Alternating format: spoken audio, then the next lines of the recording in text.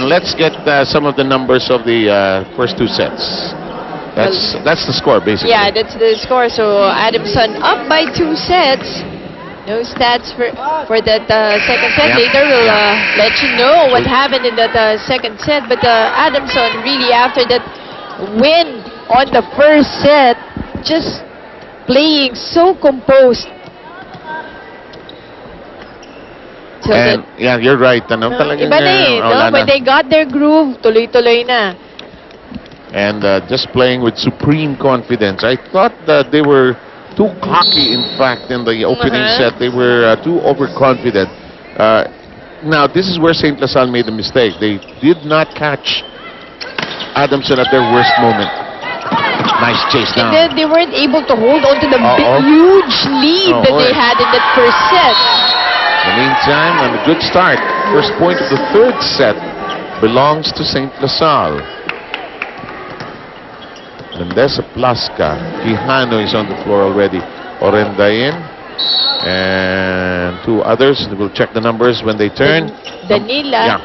Number Sensai. yeah, Cheryl Danila. Number 2. This looks short. Pao Soriano allowed it to float over. Regalo. Denied.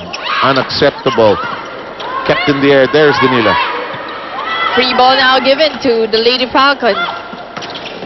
Oh, Soriano on that quick. Must explain with why isn't it not too bad to give the free ball to the other side from an offensive standpoint? Bakit okay lang yung free ball?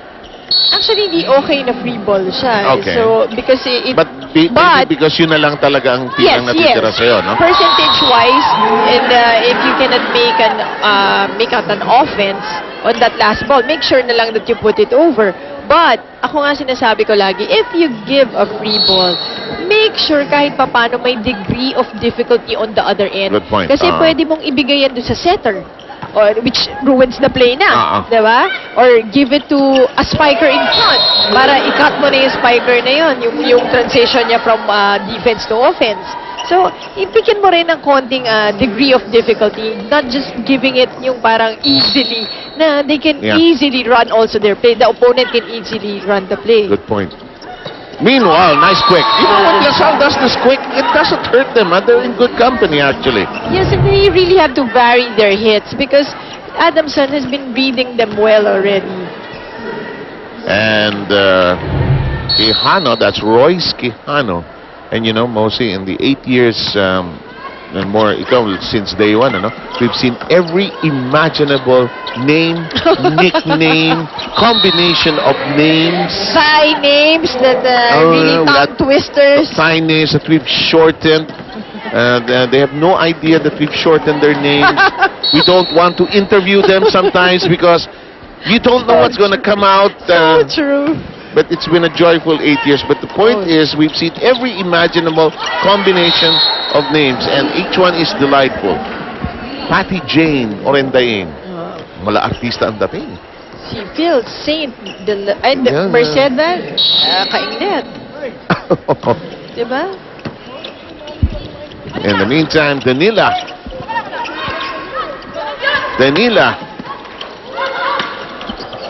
Quijano. It's a net game. Bata pa si Angela, nakakatayo pa. Oh, and trying to go for an off speed. Not enough juice. Yes. Natuwa lang ako sa pag-atras ni Angie. Tumaas siya patalikod on her own.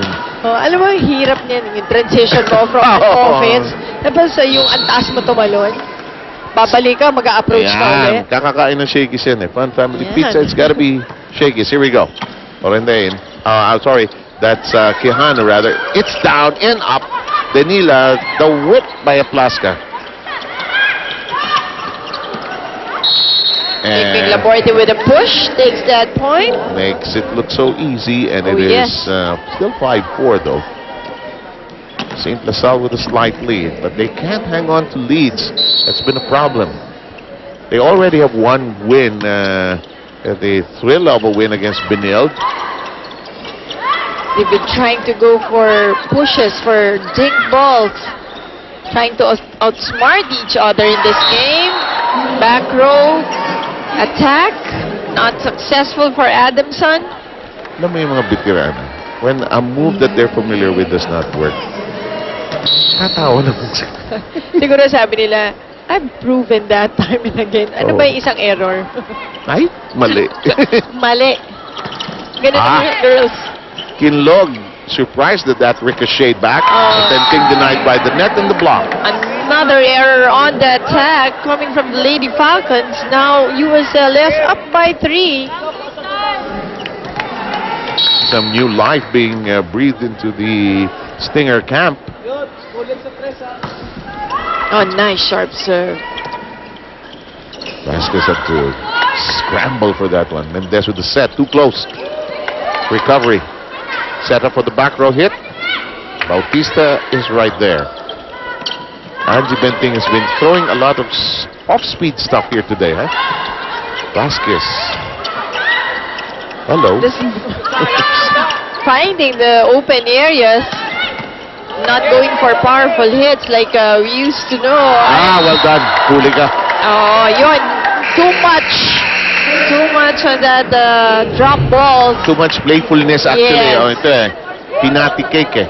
Hello. The block right there, and she ended up with a smile. Timeout.